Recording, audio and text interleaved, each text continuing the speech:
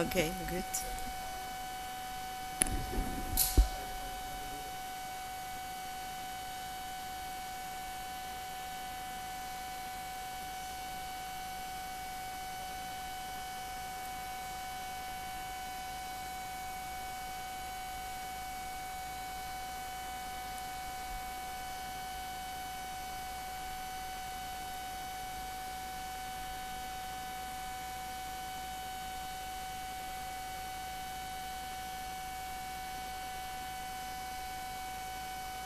Like getting to the end of it would feel the way it does unless, for example, if it was just one kind of sensation, just this, I don't know if you got the clip of the Godal film, that camera thing back and forth like that. If it was always like that, after a while, I think my experience has been you tune out because it's the same experience over and over and over.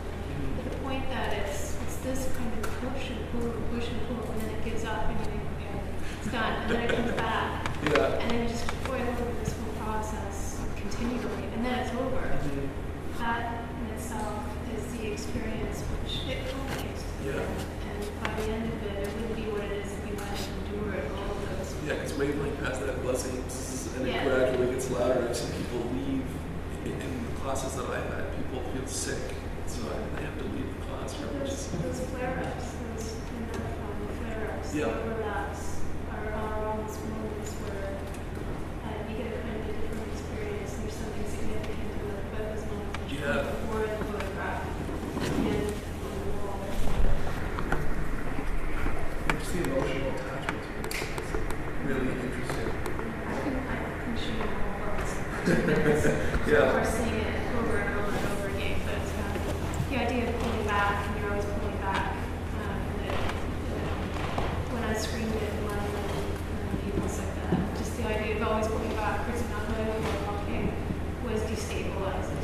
Anxiety enough. And then the people coming in front of you, passing by, kind of break and the sound.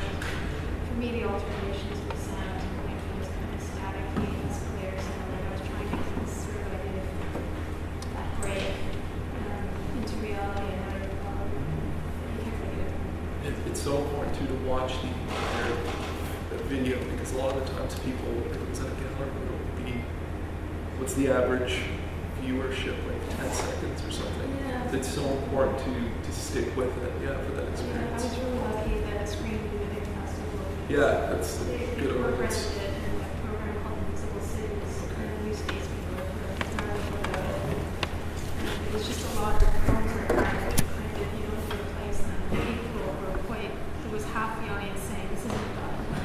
The other half saying, oh, I feel really awful. So it was quite a good sort of way to sort of test it out.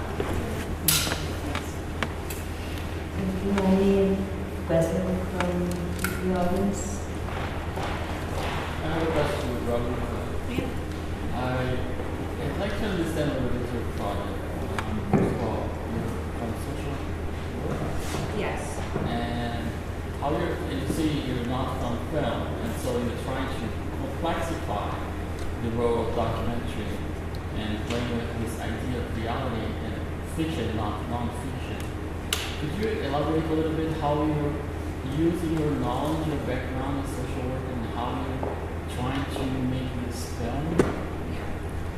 Well, I think a lot of, social work is sort of divided. So you have a clinical stream of social work, where people are doing just, like counseling and so on, and then you have the social policy stream, which, and because I have a background in political science, I'm into the social policy stream. So a lot of my work is in, although I work with immigrant communities, but it's a lot of about, like community organizing and doing policy change. So I'm really, it's this idea of being a very applied discipline. So you actually want to create some change.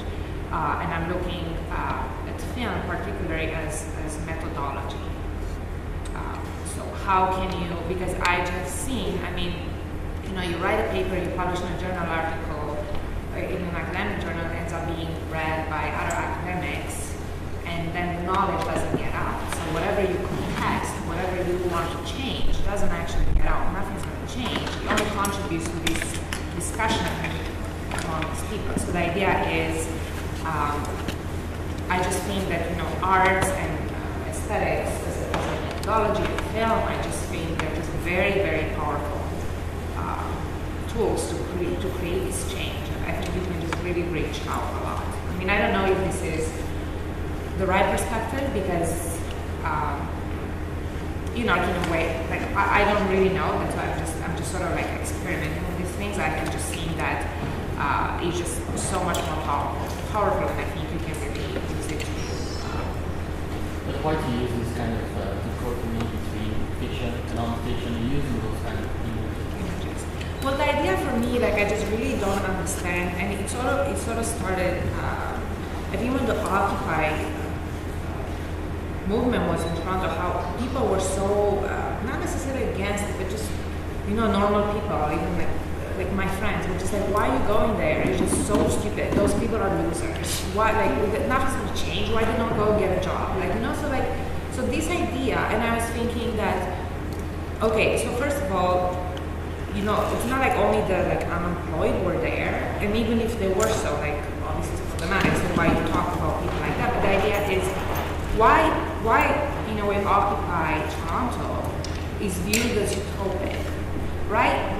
Like, why everything that's against the status quo doesn't have power to be considered real? You know, so conceptually, like, I mean, for me, I just like really didn't understand why is that, because it's very real.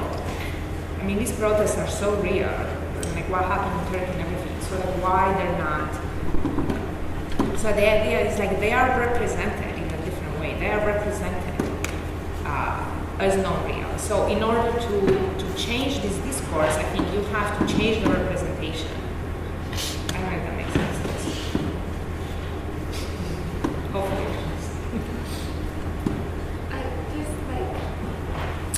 You just mentioned that they are against the status quo, and do you really think that they are against the status quo? They are doing the protest or the If I don't think they're against it. No,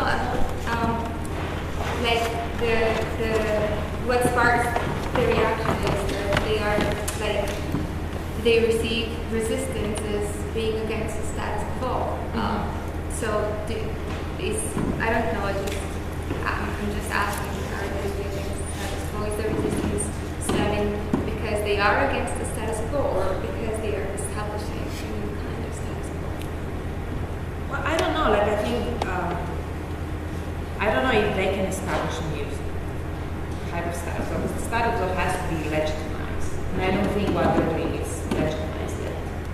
I mean, from my perspective, you know, I'm just thinking that, like, I'm just really involved right now with, like, we're doing a community organizing for this project. There's a Canadian company who wants to do open pit gold mining in Romania, where I'm from, and, you know, like nothing is legitimized. Like, just like people just look at everything we do, like we're just like a bunch of lunatics, and then, you know, like we go to protests at TSX, and people think we're just like it's not legitimized. So I don't think it's establishing the new status quo whatsoever, because it doesn't have any power. Like so this power to revolutionize or resist, I just don't see it as it's legitimized.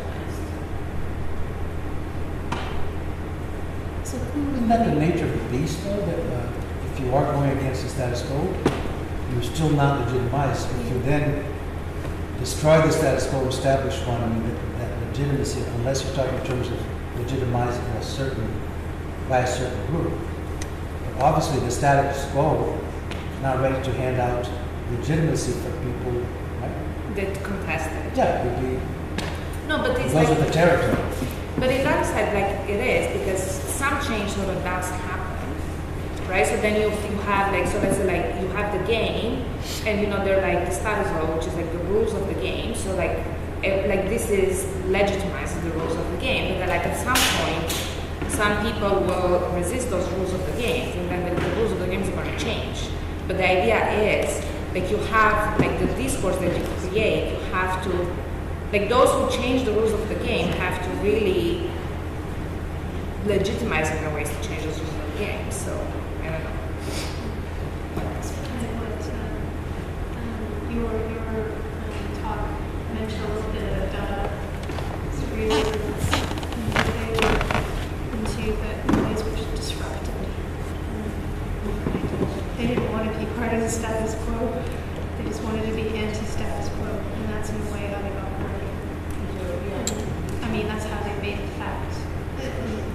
And doing things which were like anti-art, essentially. Yeah. Duchamp's room or something. Like, just completely just doing not what's expected, and not wanting to be status quo, not wanting to be accepted. In a way, it was a way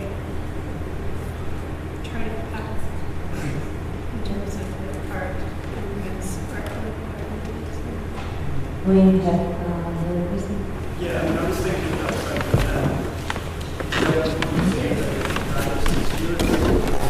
I was thinking about the situations, the riots in Paris, and also the recent film by Olivier Sayes, Après-Mai, which I think the English translation was Something in the Air. Now, this idea of the utopian, I think you're absolutely right. I mean, it's represented to us as being something fanciful, you know, idealistic, pie in the sky.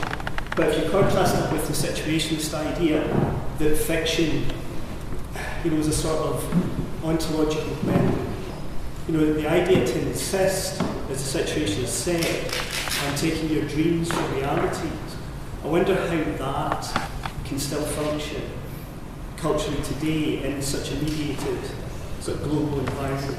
Because it did seem to me that some of your images that you used were very like advertising. They were very beautiful images, and the protesters themselves looked very beautiful. So I wonder how you feel about that idea of there being a space to create a new sort of image utopia, or a new image ontology. If you have anything to say about that. Okay, I only heard this so far. So the idea is like to create a new alternative discourse of a new utopia. Is that the question? With the situation is, you know, saying that you try and challenge the dream world that is capitalism, okay? And that capitalism is itself, and the mass media that serves capitalism is itself a kind of exercise in deception and manipulation. So it comes from the Marxist idea of false consciousness. So what you get then is, you know, this idea of recuperation, that radical images end up becoming part of the media sphere, end up becoming part of entertainment. The most obvious example, or of comics, right? So this idea of radical chic. The most obvious example is the image of Che Guevara, okay, the Argentine revolutionary, whose image becomes ubiquitous.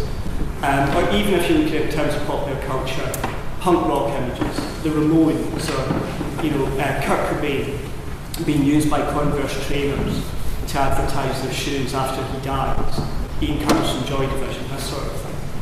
Now, this is not a criticism. Since we are running out of time, I suggest you to just summarize in one sentence. Well, what I'm saying is that how do we, in a world where we are bombarded with these images, including images of radicalism and protest, which are made very mainstream media friendly, and I do think that some of the images that you had, protesters that you represented to us, looked very beautiful, looked energised, very telegenic, very mediagenic. And I wonder if that was a sort of entryist idea that you had, or if you feel that, you know, maybe showing images that are that beautiful, they run the risk of becoming superficial, and that any kind of wider idea is glossed over because of that. I would like to say. Yeah, I was just that complexity. I just like answer, like, you know, like I said, I don't really understand what you're asking me, so I'm just gonna like answer something. So the idea is, like, I don't know if all those images look beautiful. I mean, maybe yes, maybe not. But those are images that, you know, those are images that are taken from, you know, Facebook, and they're like just people, like how me and you, if I'm going to protest, I'm gonna take photos. Like, they're not photos that are necessarily done by journalists and so on. So I mean, of course, when I'm picking a photo, I'm going to choose to pick one over the other. And like, obviously, this is like my bias that stems from my social location and social position and a lot of other things. I mean, how can you control for that? I cannot. But I don't know. I mean, I think I would just leave it like that. Okay, thank you. We can follow up after. I think Ricardo